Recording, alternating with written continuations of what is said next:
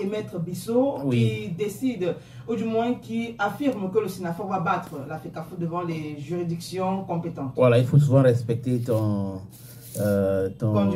conducteur parce qu'il ne faut pas, en tant que consultant, il faut savoir aussi que c'est des simples.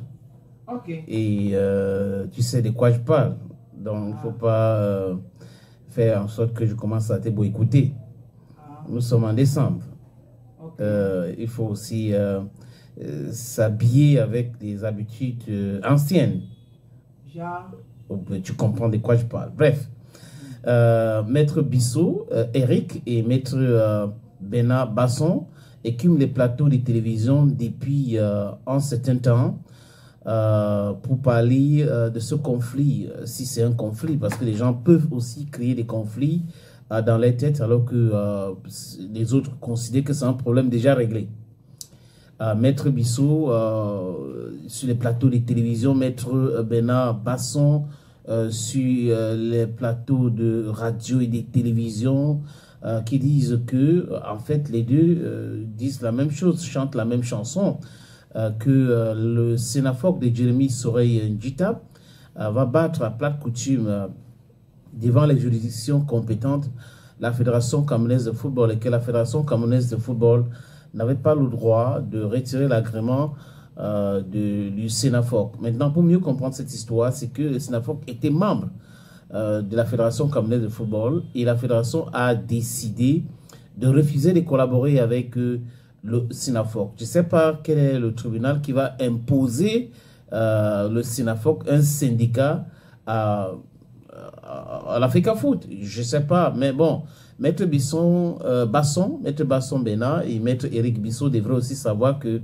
y a des juristes au niveau de la Fédération camerounaise de football. Ils ne prennent pas des décisions sans toutefois consulter les textes. Donc, les radios, les plateaux de radio, les plateaux de télévision ne sont pas tribunaux.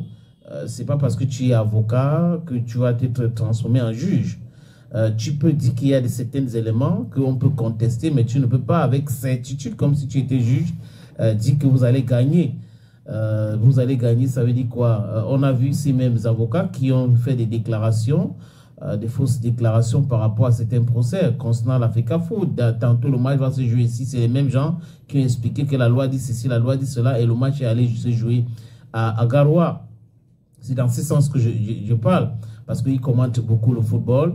On les a vus soutenir certaines personnes qui ont perdu lamentablement les procès au niveau de la CCA et au niveau du TAS. Donc, raison gardée, on peut contester les décisions, mais venir dire que le SENAFOR va battre la FECAFOOT, c'est de penser que la FECAFOOT n'est pas si prudent pour regarder les textes et savoir qui fait quoi, qui dit quoi. Quand vous regardez bien, c'est l'Assemblée générale ordinaire de la Fédération camerounaise de football qui est souverain, qui a décidé de out le SENAFOR.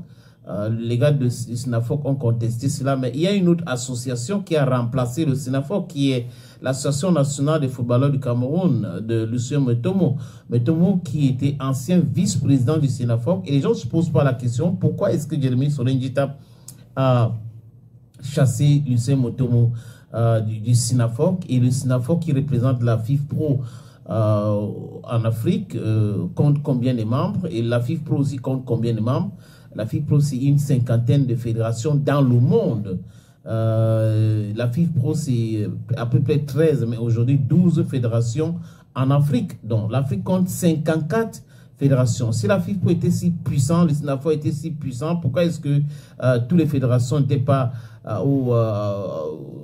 n'ont pas accepté de travailler avec la FIFPro? En Amérique du Sud, en Asie centrale, Asie de l'Est, en Europe, ce n'est pas toutes les fédérations qui travaillent avec la FIFPro. Donc, un peu de retenue souvent quand on fait des déclarations. Je sais, certains disent que Maître Eric Bissot et Maître Bena Basson font ces déclarations-là pour intéresser Jérémy Soreille Njita. Au cas où ils veulent porter plainte cette affaire, il faut que on les consulte aussi, on demande leur service et ça va les faire gagner un peu de l'argent. Mais les vrais avocats, ce n'est pas sur les plateaux de télévision. ils sont invités pour parler des sujets précis et non faire des débats sur le sport, football et passer le temps à dire tel a tort, tel a raison, nous allons gagner et tout ça. Bref, ça c'est ce que j'avais à dire concernant ce sujet. Juste dis qu'au niveau de la FECAFOOT, aussi à l'Assemblée générale de la FECAFOOT, il y avait il y a beaucoup de juristes. Et ceux qui maîtrisent mieux même le droit que certains qui font trop de bruit.